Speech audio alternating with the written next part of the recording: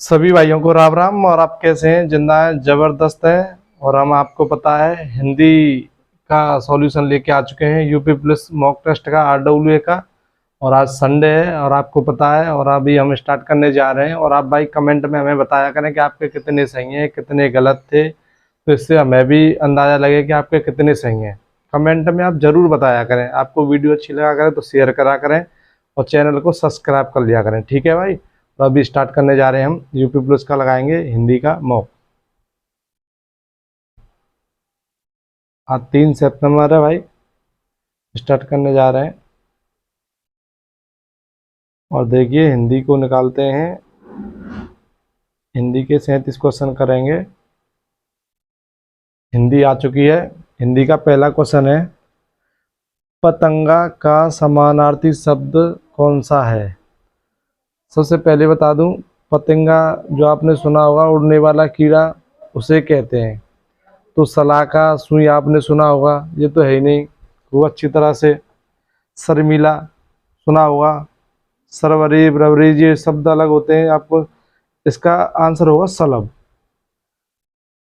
पताका का उड़ने वाला कीड़ा कीड़ा होता है, तो इसका आंसर होगा सलब। ठीक है भाई, सलब। नेक्स्ट क्वेश्चन, क्रोध करने वाली स्त्री आपने खूब सुना होगा अच्छी तरीका से, भामनी। खूब अच्छी तरह से सुना होगा, इसमें कोई वो नहीं है, ठीक है। अब आते हैं कौन सा विलोम शब्द युग्म सही नहीं है। देखिए, ऋजु का वक्र सुना है आपने, ऊपरी का अधि होता है, उद्दत का विनित होता ही है, संशय मतलब संकोच करना, निसंशय मतलब संकोच ना करने वाला, मतलब संचय तो संकोच होता है, तो इसका आत्मविश्वास होना चाहिए ना, कि आत्मविश्वास संकोच करने वाला, तो इसका यही नहीं है, ठीक है भाई। अब देखते हैं विनाश। विनाश मतलब ऐसे समझिए, विनाश मतलब किसी चीज का विनाश होना। जैसे आपका घर है या कुछ और है, वो टूट गया था, उसका वो निर्माण ही तो करोगे, तो इसका विलोम होगा निर्माण करना, ठीक है भाई।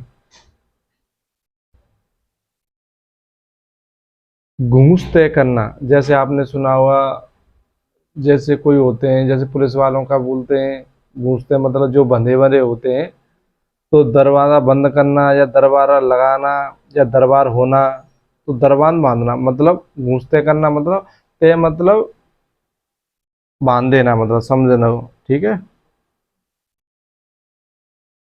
पृथ्वी का वह भाग जो तीन ओर पानी हो, आपने जीएस में खूब सुना होगा। जो चारों तरफ से घिरा होता है उसे द्वीप बोलते हैं, और जो तीन ओर से घिरा होता है उसे प्राय द्वीप बोलते हैं, ठीक है भाई। विनायक का पर्यायवाची आपने सुने होंगे, गणेश के एक दंत, वक्रतुंड, विनायक, सिद्धि विनायक, लंबोदर। तो विनायक किसका हो गया? गणेश का, ठीक है भाई। सही वर्तनी वाले शब्द का चयन करें। सही वर्तनी आपने खूब सुना होगा, कैसे लिखी जाती है, देखिए, या वो याव जीवन, ऐसे भाई। अब देख लो इसमें कौन सी है। थर्ड है, थर्ड सही है। गंगा संज्ञा कौन सा प्रकार है? देखिए, गंगा, गंगा आपने सबने सुना होगा भाई।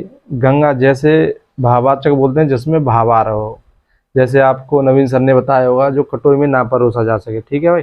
व्यक्तिवाचक जो विशेष हो, जातिवाचक जिसके जैसे और हों, ठीक है भाई।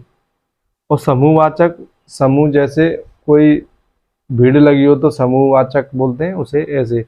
गंगा व्यक्तिवाचक, गंगा मतलब इसके जैसे और नहीं है, ठीक है भाई, व्यक्तिवाचक होगा। आपके घर में स्वयं आया था, इस वाक्य का आधारित शब्दों का सर्वनाम प्रकार लिखिए। देखिए निश्चयवाचक आपको मैंने बताया था, यह वह होते हैं, ठीक है। अनिश्चयवाचक कोई, कुछ, ऐसे होते हैं। संबंध जो, सो, ठीक है भाई। स्वयं, स्वयं मतलब खुद की बात कर, आप, स्वयं निजवाचक में आते हैं, ठीक है भाई। जैसा करोगे वैसा भरोगे, ये संबंध में आता है, जैसा वैसा, ठीक है भाई। जैसा करोगे वैसा भरोगे, संबंधवाचक। क्योंकि अनिश्चयवाचक में कोई कुछ, निश्चयवाचक में यह वह, प्रश्नवाचक में प्रश्न पूछ रहा है कौन क्या, तो आप जानते हैं। क्वेश्चन 12 की तरफ आ चुके हैं। निम्नलिखित में से भाववाचक वाच्य का चयन कीजिए। भाव आ रहा हो, जैसे मैं उठ नहीं सकता, इसमें भाई भाव आ रहा है? नहीं आ रहा। हमारे द्वारा रास्ता आसानी से पार किया गया, इसमें आ रहा है? नहीं। उसके द्वारा भोजन पकाया, उसके द्वारा कोई नहीं। मेरे भाई से लड़ा नहीं जा सका, मेरे भाई से लड़ा नहीं जा सका, तो क्या होगा? मेरे भाई से लड़ा नहीं। उठना बैठना, इसमें कोई भाव नहीं है, तो आपको कुछ पता है, डी ऑप्शन। हिंदी की ज्ञानपीठ पुरस्कार प्राप्त सर्वप्रथम कृति कौन सी है? आपने सुना होगा ज्ञानपीठ पुरस्कार, जो सुमित्रा नंदन पंत थे, उन्हें अपनी कृति के लिए मिला था, जो चिदम्बरा 1968 में। तो आपका आंसर पड़ोसी, आपको पता ही है कितनी नाव आज्ञा जी के, कितनी नाव कितनी बार। इसका आंसर चिदम्बरा, ठीक है भाई। बच्चा रो रहा है, कौन सी क्रिया है? बच्चा रो रहा है, रोना, सोना, उठना बैठना, ये कौन सी क्रिया में आते हैं? अकर्मक क्रिया में आते हैं भाई, ठीक है। तो इसका आंसर होगा अकर्मक क्रिया। अब आते हैं क्वेश्चन 15 की तरफ। उसके द्वारा लिखा नहीं जा सकता, इस वाक्य में कौन सा वाच्य है? देखिए कृत्यवाच्य होता है जैसे कर्ता का बोध हो, कर्मवाच्य जिसमें कर्म का बोध हो, भाववाच्य जो आपको मैंने बताया था नेगेटिव नहीं का शब्द आए, तो इसमें उसके द्वारा लिखा नहीं जा सकेगा, तो कौन सा होगा? भाववाच्य, ठीक है भाई। अच्छी तरह से समझ में भाई, समझ में आए तो चैनल को सब्सक्राइब जरूर कर लिया करो और लाइक कर दिया करो, जिससे मुझे भी मोटिवेशनल मिलेगा। निम्नलिखित में से कौन सा शब्द स्त्रीलिंग नहीं है? देखिए आपको इसकी शॉर्ट ट्रिक बताता हूँ। सबसे पहले जैसे होता है, होती लगा के देख लो, मेरा है, मेरी। इच्छा होती है स्त्रीलिंग। जुर्मुट होती है या होता है? जुर्मुट होता है, ना कि होती है। अंत्योष्टि होती है, निराशा होती है, तो स्त्रीलिंग नहीं है, तो जुर्मुट होता है, ठीक है भाई, जुर्मुट नहीं है। अब देखिए गद्यांश। जो विधा की इच्छा रखता है वह विद्यार्थी है। मनुष्य जीवन भर कुछ ना कुछ सीखने की इच्छा रखता है, इस दृष्टि से वह सदैव विद्यार्थी रहता है, किंतु स्थूल रूप में मानव जीवन में विद्यार्थी का काल बहुत लंबा समय नहीं है। यह मनुष्य के जीवन में स्वर्णिम काल है। विद्यार्थी जीवन हंसने हंसाने का समय है। खेल खेल में पढ़ाई का अभ्यास इसी उम्र में होता है। माता पिता लाड़ प्यार करते हैं, परिवारजन स्नेह की वर्षा से अबोध मन को गुदगुदाते हैं। नित्य नए मित्र बनते हैं, छेड़छाड़ चलती है, कभी कभी बात बढ़ती जाती है और नौबत मारपीट हाथापाई तक आ जाती है, परंतु सारा द्वेष, समस्त क्रोध, सारी कड़वाहट दूसरे पल ही नष्ट हो जाती है। आज जिससे लड़े कल उसी के साथ बैठे मीठी मीठी बातें करने का दृश्य दिखाई देता है। खाने पीने और मौज उड़ाने का यह मस्ताना मौसम चाहे कितना छोटा क्यों ना हो, लुभावना और सुहावना होता है। अतः यह आवश्यक है कि प्रत्येक व्यक्ति अपने जीवन में इस स्वर्ण काल को लौट कर आने वाला नहीं है। देखिए भाई यह गद्यांश है और इसका आंसर आप खुद कमेंट में बताना और मैं भी कर रहा हूँ, ठीक है भाई। विद्यार्थी का जीवन का आपसी लड़ाई झगड़ा जल्दी समाप्त हो जाने का कारण क्या है? देखिए भाई, अध्यापक द्वारा दंडित किया जाने का भय नहीं, बचपन से ही अनुशासन सिखाया गया, ऐसी कोई नहीं है। वैसे मन की सरल और निष्कपट भावना, देखिए इसमें क्या दिया है, छेड़छाड़ चलती है, कभी कभी बात बढ़ जाती है तो नौबत मारपीट हाथापाई तक आ जाती है, परंतु सारा दोष समस्त क्रोध सारी कड़वा दूसरे पल ही नष्ट हो जाती है। मन की सरल निष्कपट भावना दूसरे दिन ही समाप्त हो जाती हैं, ठीक है भाई। डी। अब आते हैं 18 क्वेश्चन। विद्यार्थी जीवन मोहक है, स्वर्णिम कान को विद्यार्थी का जीवन कैसा है? परिवार विद्यालय मित्रों के बीच सौहार्द वातावरण द्वारा रहता है, भाई इनके साथ ही रहता है, आपको पता है स्कूल में।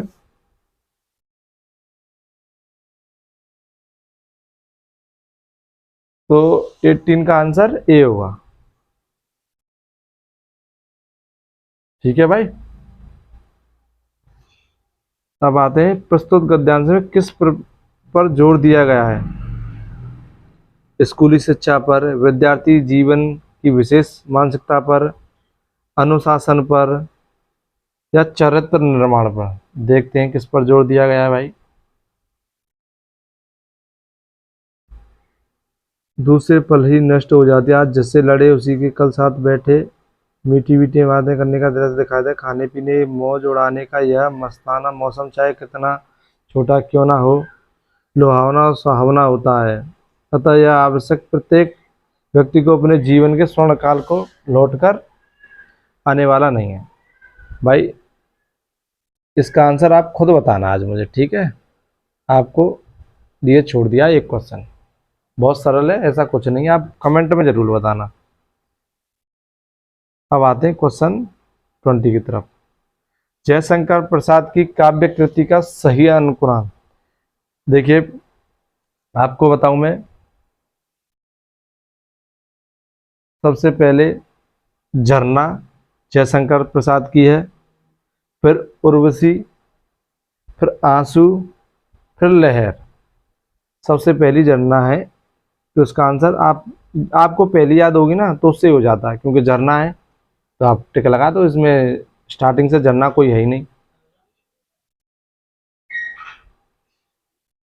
अब आते हैं अंदायोग। अंदायोग किसकी रचना है? अंदायोग है धर्मवीर भारती की, जो 1955 में इन्होंने लिखी थी, धर्मवीर भारती। अब भाई कमेंट में अवश्य बताना, क्योंकि मैं ज़्यादा टाइम नहीं ले रहा हूँ आज, ठीक है भाई। भारतीय नारी की समस्याओं को आधार बनाकर महादेवी वर्मा ने कौन सा ग्रंथ लिखा? महादेवी वर्मा ने श्रृंखला की कड़ियां, यह ग्रंथ लिखा।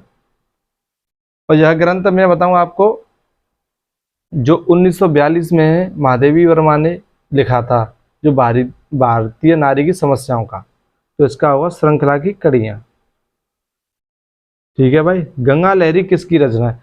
गंगा लहरी, आप इसमें कंफ्यूज होंगे, वैसे दो हैं, एक जगन्नाथ हैं जो उनकी भी है, एक मतीराम की है, तो इसमें जगन्नाथ दिया नहीं है, तो मतीराम की होगी, ठीक है भाई, गंगा लहरी। हिंदी साहित्य का वैज्ञानिक इतिहास के लेखक कौन है?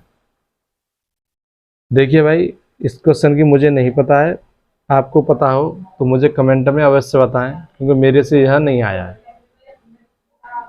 मैंने ये पढ़ा भी नहीं है और देखा भी है अभी, तो आप कमेंट में जरूर बताएं। मात्रा के आधार पर स्वर कितने प्रकार के होते हैं? तो आपको पता है स्वर दो प्रकार के होते हैं, एक है ह्रस्व स्वर, एक दीर्घ स्वर। इसमें अ, ई, उ, ये होते हैं, इसमें बड़ा बड़ी मतलब मात्रा वाले, ठीक है भाई, दो प्रकार के होते हैं, तो दो आंसर हो जाएगा।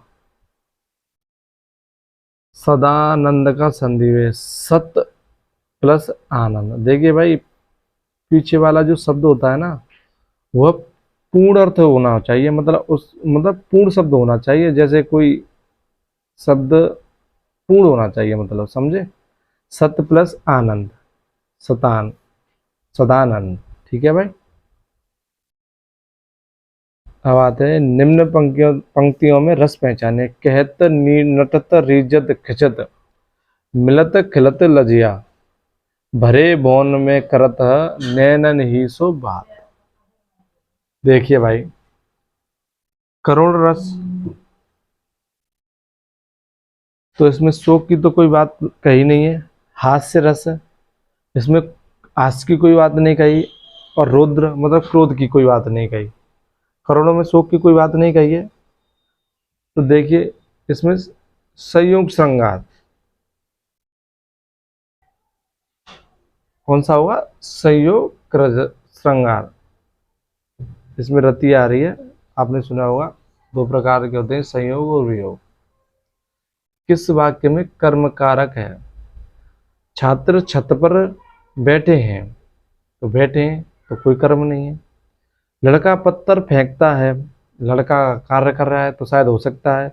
यह गोपाल की पुस्तक है, तो उसमें भी कोई कर्म कारक नहीं है। मजदूर थक्कर सो गए, सोना कोई कारक नहीं है। थक्कर ये पूर्व क्रिया हो सकती थी। लड़का पत्थर फेंकता है मतलब कार्य कर रहा है, कौन सी क्रिया होगी? B option. दिशाएं जिनका वस्त्र है, खूब सुना होगा आपने, दिगंबर। दिशाएं जिनका वस्त्र है, ये तो बहुत पुराना भाई, बहुत पुराना, सभी पेपरों में घूम रहा। ओस बिंदु चुग रही हसनी, उनको मोती जान। तो देखिए आपको बताऊं, मैं ज़्यादा टाइम नहीं ले रहा हूँ, वीडियो लंबी नहीं कर रहा हूँ, ठीक है। भ्रांतिवान में आपने सुना होगा जान, जनहू, जानो, जानू, तो कौन सा शब्द आ रहा है? जान। तो इसमें आप इसकी शॉर्ट ट्रिक यही है, आप नोट कर सकते हैं, भ्रांतिवान।